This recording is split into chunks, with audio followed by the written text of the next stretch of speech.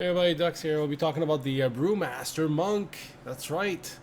And the Fuzan the Wanderer's Companion, which is your nice little weapon artifact for him. So, this is kind of a bizarre one, I guess, because it has very little damage increasing abilities, which is, I know it kind of is funny in some ways, but most of the tanks that I've seen so far have had, I think, quite a few.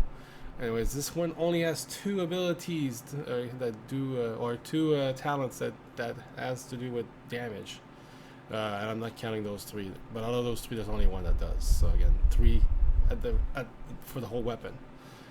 So we start here. I'll go through all of them because you guys don't know them probably. So hurls a flaming keg at the target destination, dealing one fire damage. That's going to be changed, obviously. But right now it's on a 1.25 minute cooldown, and really don't use it because it's useless until they change it with the alpha. Kegerator increases the damage dealt by keg smash by 15%. I didn't count this one. That's right. I guess that's another one. But anyways, so let's get going with our little path that I think you guys should take. Here we go. So. Then after that, we have the choice between here, increases the healing granted by Gift of the Ox Orbs by 3%. And I picked up this nice little relic. If you go to Ashuna first, you can get that relic to get an extra rank on top of the other three. And then the other choice is this one. Increases the duration of Iron Skin Brew by 0.5 seconds, and then 3 ranks. I decided to go this way, get more of that defensive cooldown. There's enough healing as it is for monks, and then I would go this route, which is adjunct advantage. Gosh, I can't even fucking speak right now. Wow. Increases damage done by breath of fire by 5%, 3 ranks, 15. That's one of the few that you can take that has damage implications. And the next one is right here, which is increases the critical strike chance of blackout by 5%, 3 ranks, 15%. Then I would go this route and pick up Face Palm. Tiger Palm has a 15% chance to reduce the cooldown of your brews by 1 second, 3 ranks. And then the last one would be Dragon Fire Brew, casting fire, breath of fire surrounds you. With flame for. I'm not even gonna go through a tooltip. It's the damage increasing thing is just fucking a mess anyway, and it has no damage right now. That's where I would go next. Then after that, go this way. This way first, then this way. Just pick up this guy here.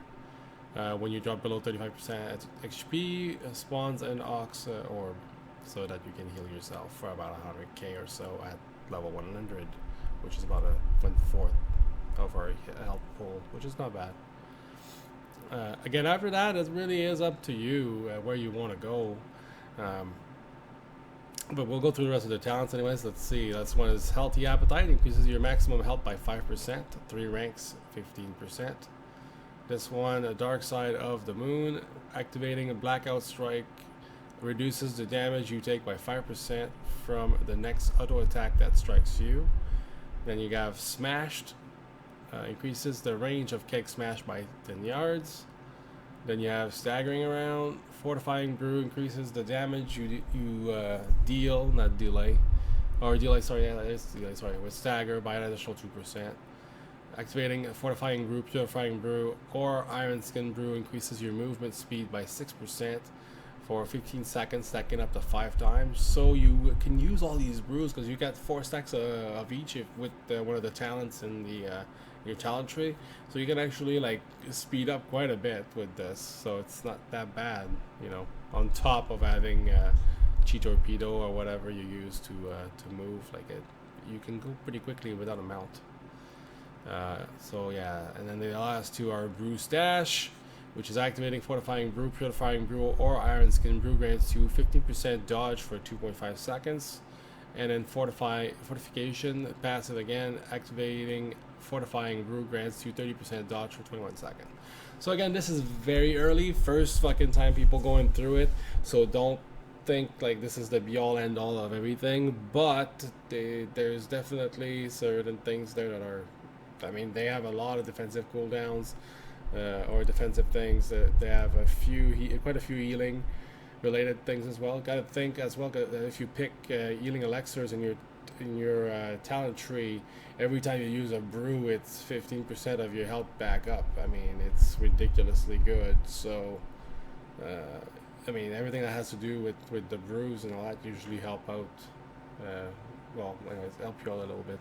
So overall, yeah, that's why I went this. That's why I went this way, so I could pick up at least the 2 abilities that increase damage, and then after that went this way to pick up the last one, the talent one. It's not even an ability. It's actually a passive that's hooked the Breath of Fire.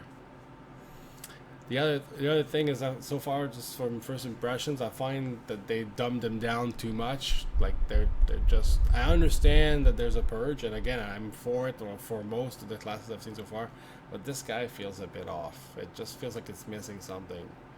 I don't know what it is, but it's definitely missing something. It just doesn't feel right. Yeah. Besides that, I mean, it's a tank that seems to be really like doing everything about. It's all about healing yourself, and it does that really well. It takes quite a bit of damage right now, but obviously with all the stuff that we see here, it's probably gonna calm itself, and then eventually you're gonna be probably OP because your heals are gonna be not necessarily needed, and your damaging is just gonna increase just from that. But yeah, overall, not bad for the first build that we see it on, and then we'll see some more later. Again, thanks for watching, guys. See you guys on the next one.